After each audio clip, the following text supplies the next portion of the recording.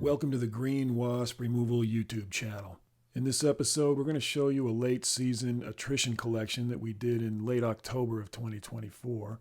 Behind a brick chimney and a brick wall, there was a yellowjacket nest that was quite active and bothering the homeowner while they were trying to arrange some mulch in front of this wall. So we'll take you through the whole process from collecting specimens for a species ID, which you see here. We just knocked them out with some gas.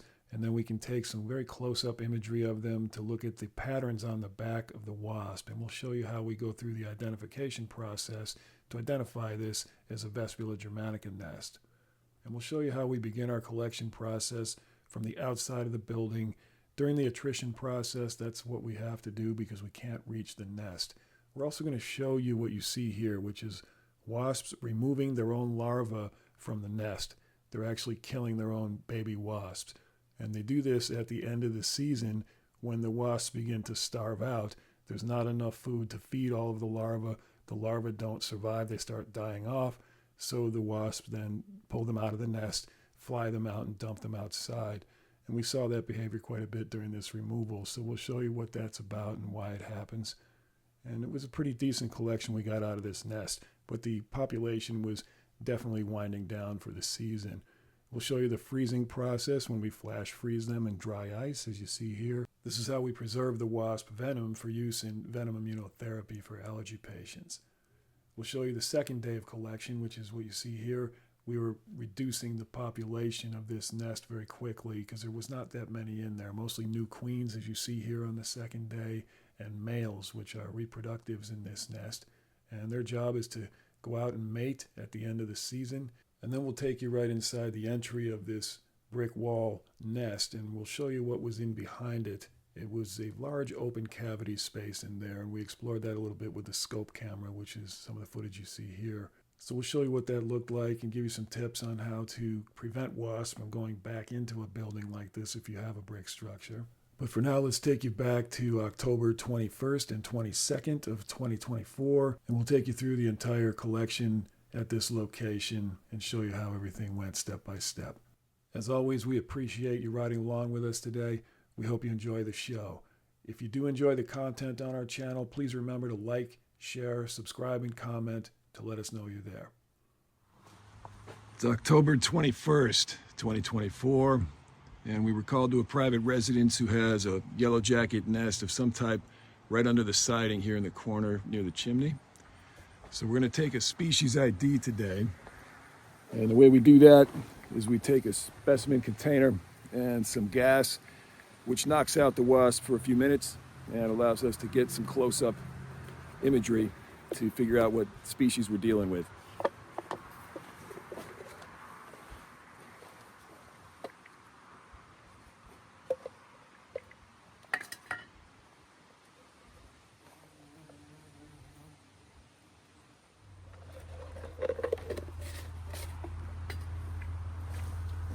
So we have a specimen here. We'll take a look. Let's gas it real quick.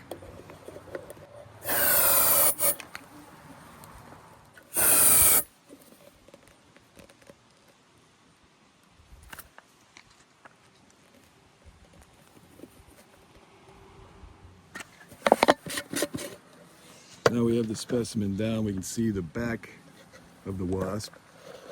We're going to look at the pattern on the back of the wasp. And from the pattern we see what looks like a German yellowjacket. So what we see on the back is kind of an arrow pattern, like an arrowhead.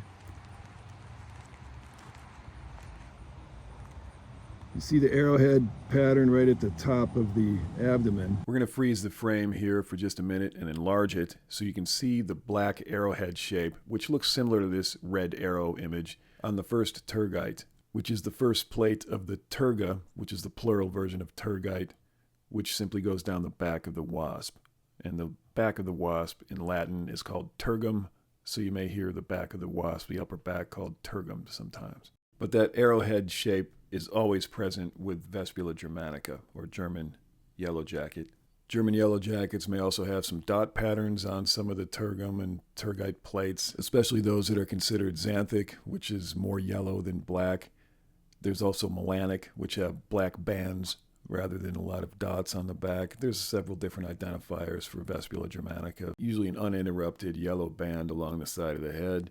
And there's a couple other things, but basically that's what we look for. And the sort of dot pattern, that's a classic German yellowjacket pattern. And as you see, the wasp wakes back up. And we'll just let it wake up and we'll collect it. Now that we know the species we're dealing with, the next step is to set up the vacuum extraction gear. And today we're using the usual Tony Andrick everything BVAC that we typically use, and an extension pole. That way we can just lean the collection bottle right up to where the entrance hole is, and we can let the machine collect them as they forage coming and going. Let's get some imagery close up. So the property owner had called us to this particular location because she was trying to work with the mulch that she had just laid down in this corner of the property, and she was right in the path of a lot of yellowjacket traffic, the foragers coming in and out of the nest, as you see here. So she needed us to deal with this so she could finish the mulch work over there. And this time of year, the wasps are pretty aggressive as they forage because they're starting to run out of food. Toward the end of the year, there's less and less nectar, less and less prey to hunt. It's just becoming a starvation time at the nest, and that makes them a little more aggressive. See a very active nest here, a lot of foragers coming and going. See if we can see underneath.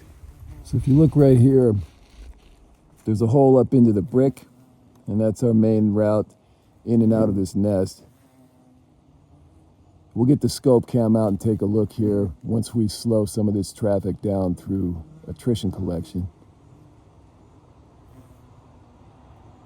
But it remains quite active. It's a good time of day for it in the later afternoon here to do the collection because the sun, as you see, is directly on their entry point. And when that occurs, the wall heats up and they get more active.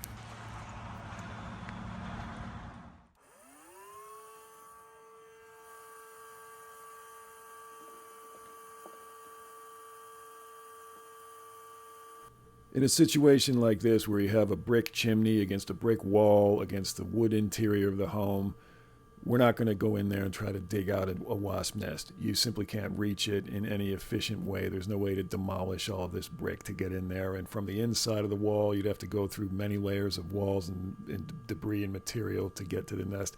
It's just a mess. So the easiest thing to do is called an attrition collection, where we simply collect all of the flying wasps coming in and out of the nest from the outside. That reduces the population down to just about nothing, and that generally gets the job done, gets rid of the wasps and the traffic for the property owner, and doesn't cause any damage to the building. And we can collect all of them for venom immunotherapy, so it's a good way for us to collect for that purpose, because all of the flying wasps are generally going to be female foragers that have venom sacs, that have stingers, so this is why they're very easy to collect this way for venom immunotherapy.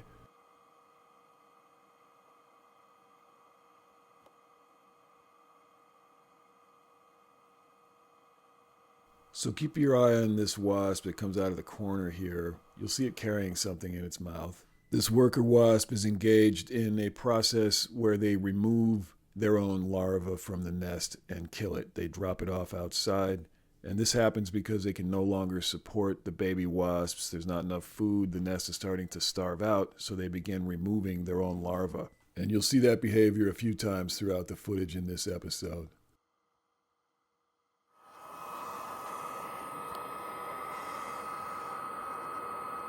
Here we see it again. This one has a smaller piece of larva, but what they'll do is they'll take the entire larva out. Sometimes they'll take out eggs, sometimes they'll take out pieces of larva, but they're doing some house cleaning.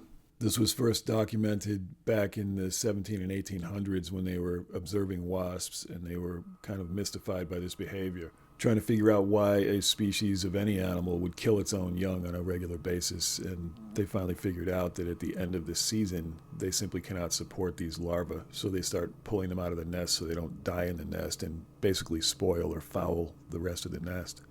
So on attrition collections like this, you'll see we're collecting wasps both as they leave and as they arrive back to the nest after they've been foraging. So Wasps are very strong. They can hold on to the brick and avoid being sucked into the vacuum by just simply using their feet clinging to the brick. And you'll see that behavior a lot. They can avoid on the way out falling into the vacuum suction, but we get them on the way back. When they fly back in and try to land, then we tend to get them. So as you view this footage, you may wonder, well, you're not positioning the vacuum device in the right place if you're not getting them coming out. We're not actually concerned with that. We're only concerned about getting them either when they come out or when they come back. And in this case, most of them were brought into the collection bottle on the way back in. So we didn't mind if too many of them came out without getting collected.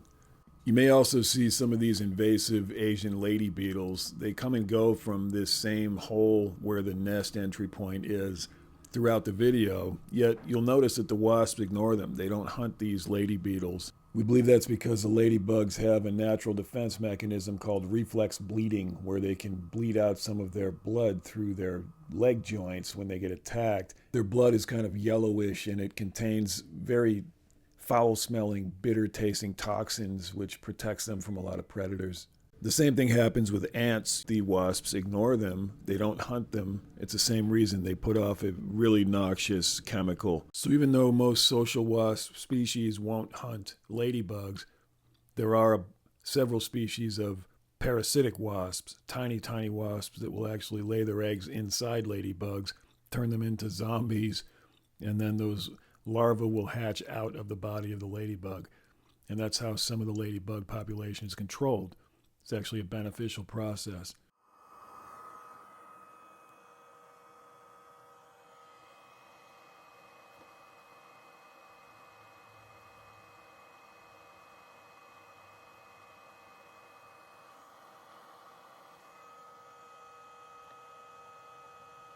So you see they're attracted to the scent coming through the hose from the nest all the way down the tube into the vacuum.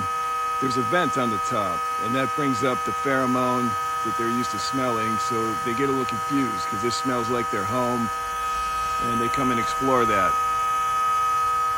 The wasps, when they're collected, they also will automatically release an alarm pheromone or an attack pheromone, and that scent goes through the tube as well out the vent, so they respond to that as well over there by the vacuum. I'm going to put a cover, just a white cloth, over the bottle. This will prevent them from overheating in the sun. It's close to 80 degrees today, so we need to keep them cool.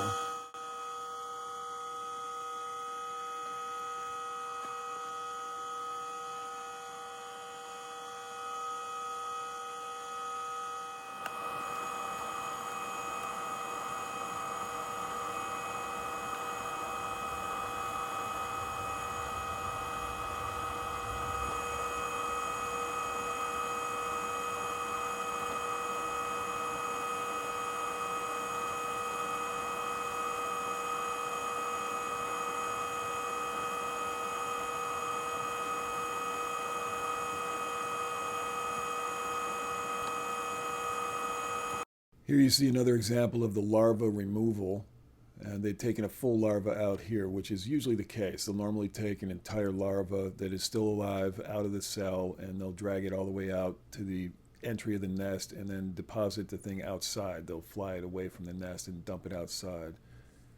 This larva dumping behavior is actually very helpful if you can't get a nest out of a building, if you have to do an attrition collection because you can't reach the nest itself, all the brood comb and all the paper and everything. It's nice to know that they'll do their own housekeeping and dump the larva outside so that all of that life is not rotting inside the walls of the structure. It's actually being cleaned out by the wasps themselves. Whenever we do demolition on a wall or a ceiling to remove a wasp nest from a cavity that's been used many times over the years by wasps, we'll often find old nests that are completely dry and empty. The thing we're going to do is we're going to tape up some of the other cracks around their entry hole, and that'll force them to work with the hole closest to our hose. To help make attrition collections more efficient, we'll often seal up any extra holes that they may be using for entry and exit to sort of force them to use the hole that's closest to our collection device. And that saves a lot of time because eventually it trains them to come in and out of that one hole only, where we can get them collected a lot more efficiently. So the population on the nest at this point was getting smaller and smaller just because of the late part of the year that we began the collection. And as you can see in the bottle here, we're not getting hundreds and hundreds and thousands of wasps out like we would at peak season, but we're still getting out plenty of them that were causing the homeowner a lot of grief while she was trying to deal with her mulch right outside the nest.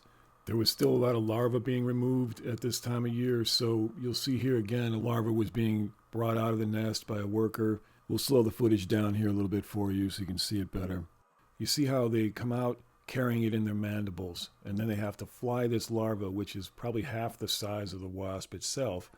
They wrap their legs around it, and that's how they carry it. Worker wasps are extremely strong. For their size, they can carry a very large load a relatively long distance. They evolved this ability to carry large prey back to the nest to feed the larva in the nest. And now their same abilities are being used to kill their own larva, because it works both ways. Meanwhile, you see more and more ladybugs running all over the place on these bricks. Usually you'll see these ladybugs around on the sunny side of the building. They're looking for winter shelter where they're going to hibernate for a few months by going into kind of a diapause state that suspends their activity until it warms up. So they're looking for a place to overwinter typically, and that's why we see them here.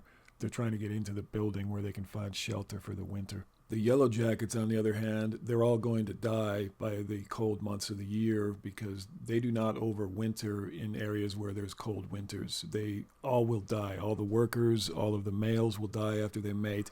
The only surviving wasps in a yellowjacket colony in the cooler parts of the country are going to be the mated queens, the new queens that are born at the end of the year, and those will hibernate over winter in wherever they can find shelter in buildings or under bark. And that's another reason the old wasp nests are not found with any population in them. They're always empty at the end of the year. Notice here how strong these wasps are when they come out of the nest. They cling to the brick.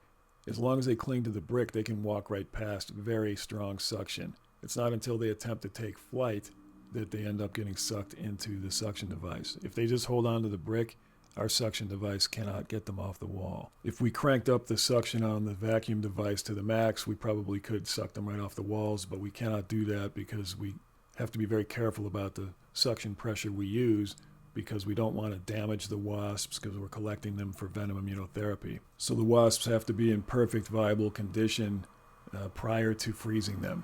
We flash freeze them with dry ice, and before that happens, if you injure the wasp or kill the wasp, the venom inside the wasp will degrade immediately. It doesn't have a very long shelf life if the wasp has been damaged.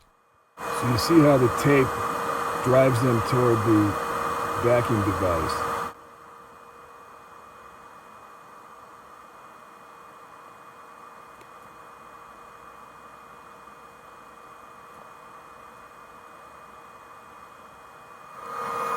Let's take a look, see what we have so far. Looks like a good collection beginning to end up in the bottle here.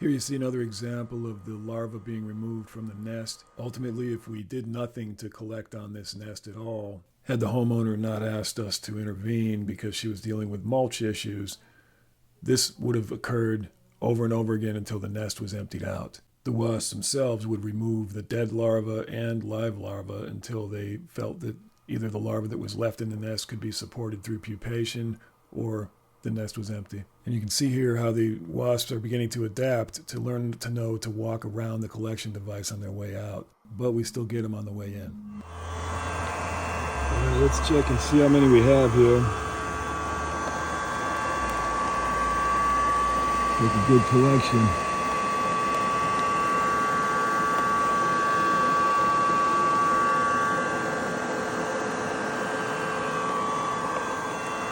Probably several hundred in there, 200, 300, 400 maybe. So we have a good collection here today. Several hundred of them in there. Guessing around 200-300 of them, maybe a little more. Freezing these wasps.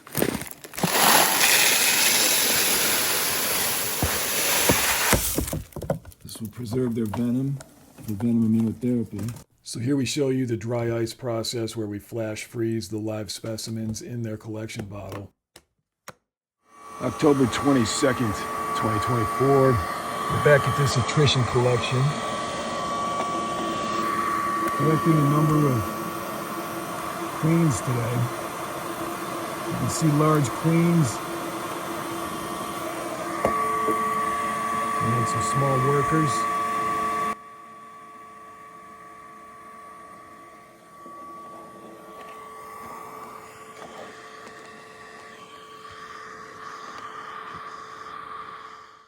Here on the second day of collection, there was a marked difference between the behavior of the wasp yesterday and that of what we were seeing today. Those that were the most active foragers had already been collected the previous day. The ones you see here are males, and they tend to only get food from the foragers who bring food back to the nest most of the time, unless they go out on mating flights, in which case they will go out sometimes and find nectar or something on their own. But for here, they're mostly starving, and they're coming out looking for food, and they're hesitant to come off the nest. So as more and more of the female foragers are collected, the males are forced to come off the nest and look for food on their own, and that's what you see here. They're looking to come out to do trophallaxis and do mouth-to-mouth feeding with foragers, or maybe go out on mating flights, or maybe go try to find nectar if they're hungry. Either way, once the female foragers were collected, the males were left, and they are much less likely to just come barreling out of the nest. They are very hesitant, as you see here. They'll come out, they'll peek around, and then they'll run back in. So they're a little harder to get out of the nest. And the males, they will die at the end of the season anyway. After they mate, they die off, they starve out, and they do not survive to hibernate over winter like the new queens will that are born to be reproductive members of that colony. So the males are reproductives, but they die off. And the females that they mate with, they will hibernate over winter and start their new nests in the spring. So these males, they're at the end of their lifespan anyway.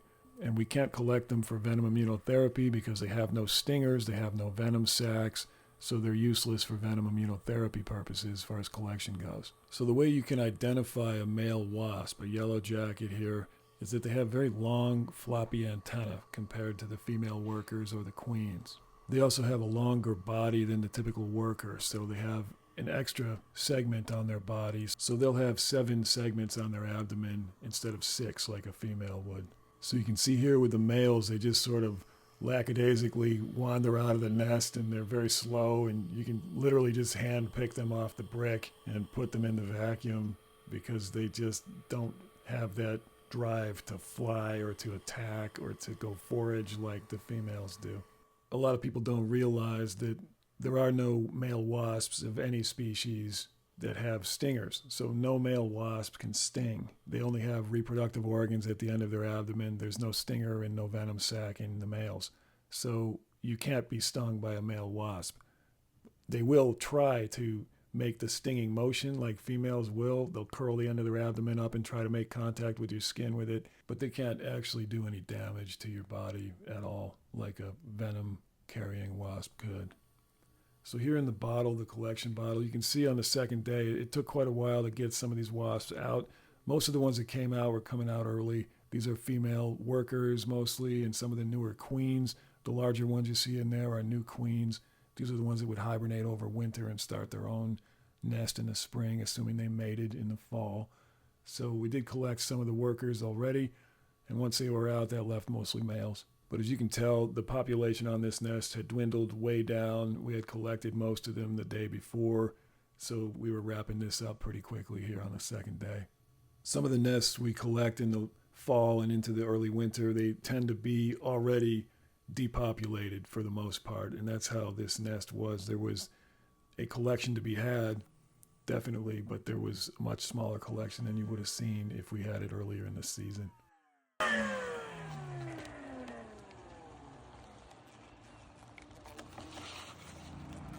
So today we have a number of new queens and a number of workers.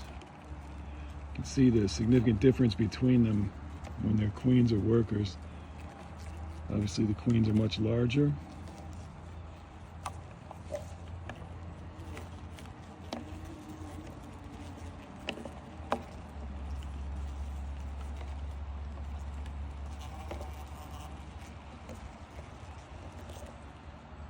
So for the last couple minutes of this episode, we're going to show you what some of the scope camera footage looked like. That's the fiber optic cable with a camera on the end of it that we can put up into these tiny spaces like this entry hole for this nest. And when we did that with the scope, we could see a very large cavity in the back of this brick, which is typical with brick and brick fireplaces and that sort of construction. There's a lot of room back there for wasp nests. As you see here, it's just sort of a big cavity with some plywood in the back of it. And you can see some of the wasp paper down toward the bottom of the frame. We could not see the actual nest at this time from this angle, but wherever it was tucked away in one of these large cavities back there. So the key with a brick wall, or really any exterior part of your structure, is to fill all of these gaps. You have to wait until winter when all of the wasps are dead for the season, because you don't want to drive them into your house by sealing up their front door. But once they're all dead for the season, then you can go ahead and seal it up with all-weather silicone, some type of all-weather sealant. And next season in springtime, the queens that are looking for a place to live will not be able to get back into this type of space. But if you leave this space open, you don't seal these cracks and crevices that they were using, then right away in the spring, the next season, you're going to get the same problem again. They're just going to go back into this type of cavity and build a nest behind your wall. So you want to avoid that by sealing everything up in the winter or in the very, very early spring when it's still cold. And this is something you're going to want to check annually all over your property. Don't just seal it once and think you're good for the next 10 years. It's going to be the kind of thing you want to do every spring. Check all of your previous sealants, make sure nothing is cracked or dried out or shrunk to the point where they can get past it. So, every spring it's a good idea to reseal your house. Better to be safe and careful once a year to prevent this type of problem rather than winging it and hoping for the best. So that's it for this episode. We appreciate you being here, riding along with us as always. If you enjoy the content on our channel, please remember to like, share, subscribe, and comment to let us know you're there. Have a good one.